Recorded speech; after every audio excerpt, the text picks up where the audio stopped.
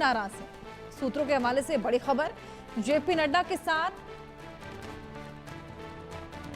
Meeting के बाद से मांझी में नाराजगी है, कदम उठा सकते हैं जीतन राम मांझी। इस सूत्रों के हवाले से खबर है 15 से 20 सीटों पर उम्मीदवार उतार सकते हैं मांझी। नेताओं ने किसी भी परिस्थिति में चुनाव लड़ने पर बात की है। तो ये बड़ी खबर है। एनडीए के सहयोगी जीतन राम मांझी की बीजेपी के राष्ट्रीय अध्यक्ष जेपी नड्डा के साथ मीटिंग हुई। सूत्रों के मुताबिक जेपी नड्डा से बातचीत के बाद भी जीतन राम मांझी की नाराजगी खत्म नहीं हुई। दरअसल मांझी एनडीए में सीट बंटवारे के फॉर्मूले से नाराज हैं। सूत्रों के मुताबिक मांझी कोई बड़ा राजनीतिक कदम उठा सकते हैं। एचएम नेतृत्व ने अपने सभी नेताओं को फोन कर विधानसभा चुनाव में किसी भी परिस्थिति में मैदान में उतरने को लेकर उनकी राय मांगी। बताया जा रहा है कि अगर एनडीए में सीट बंटवारे पर बात नहीं बनती तो मांझी 15 से 20 सीटों पर अपने उम्मीदवार उतार सकते हैं। तो जेपी नड्डा से मुलाकात, उसके बावजूद यहाँ पर खटपट देखने को मिल रही है। अब 15 से 20 सीटों पर उम्मीदवार उतार सकते हैं मांझी।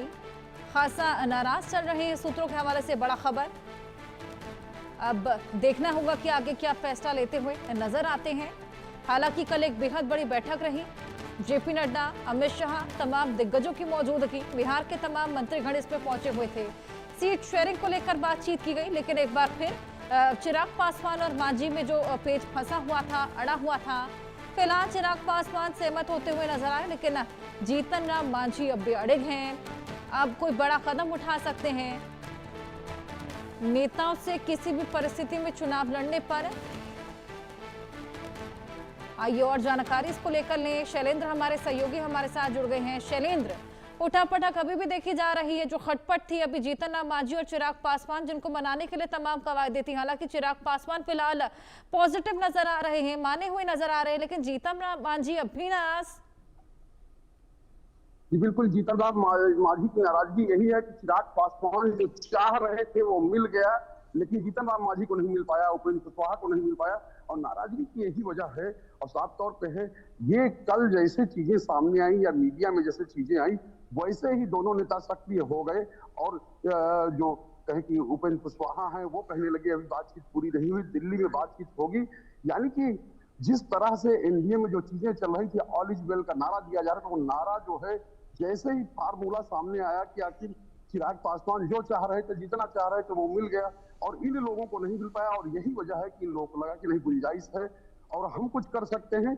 यही वजह है कल मीटिंगों का दौर चला और जो कहा गया था कि हम जो है घोषित कर देंगे 11 तारीख की शाम को, अब प्रत्याशियों की घोषणा कर देंगे या कहें कि सीट शेयरिंग की घोषणा कर देंगे, लेकिन वो घोषणा हो नहीं पाई और इसी वजह से ये पूरा पेच फंसा हुआ है। और जाहिर सी बात है, अब जब कुछ चीजें एनडीए के जो कहे कि बड़े घटक दल है, चाहे जेडीयू है, बीजेपी है और मेन बीजेपी ही है, बीजेपी को मानना पड़ेगा और उसके बाद ही चीजें जाकर कहे कि सॉर्ट आउट होंगी या कहे कि हल होंगी और तब जाकर मांझी भी मान जाएंगे, उपेंद्र कुशवाहा भी मान जाएंगे। लेकिन अभी इन लोगों की सबसे बड़ी परेशानी यही है कि हम जो चाह रहे थे वो नहीं हो पाया, चिराग पासवान जो चाह रहे थे वो हो गया और इसीलिए ये पूरी नाराजगी जो है वो है। अब पूरा फोकस जो है वो दिल्ली पर शिफ्ट हो चुका है। दिल्ली में ये सब नेता हैं और जाहिर सी बात है दिल्ली में बात हो रही है, शीर्ष नेताओं से बात हो रही है, क्योंकि समय अब है नहीं। प्रत्याशी जो है, संभावित प्रत्याशी हैं जिनके बारे में हम लोग लगातार बात कर रहे हैं, वो जो है अपनी डेट घोषित कर रहे हैं कि नामांकन करना है। नामांकन के लिए नेताओं को निमंत्रित कर रहे हैं, जनता को यानी क्षेत्र के लोगों को, क्योंकि नामांकन कैसा दिन होता है, उस दिन एक कहे कि शक्ति प्रदर्शन होता है और उसी दिन प्रत्याशी ताकत दिखाते हैं किस तरह से वो क्षेत्र में सक्रिय रहे और कितने लोग उनके समर्थन में उनकी सभा में आते हैं। बिल्कुल, ये देखने वाली बात। लेकिन शैलेंद्र, इसी बीच ये भी बात निकलकर सामने आ रही है कि इस फूट के बीच में वो कोई बेहद बड़ा कदम भी उठा सकते हैं। क्या वो बड़ा कदम हो सकता है? देखिए, साफ तौर पे है बड़ा कदम का मतलब ये है कि मांझी ने पहले भी कहा है, एक बार कहा था कि अगर हमको 15 से 20 सीटें नहीं मिली तो हम 100 सीटों पर लड़ेंगे। लेकिन उसके बाद उन्होंने अपना स्टैंड बदल दिया था और कहा था कि प्रधानमंत्री नरेंद्र मोदी के हम साथ हैं और अब भी वही बात कर रहे हैं।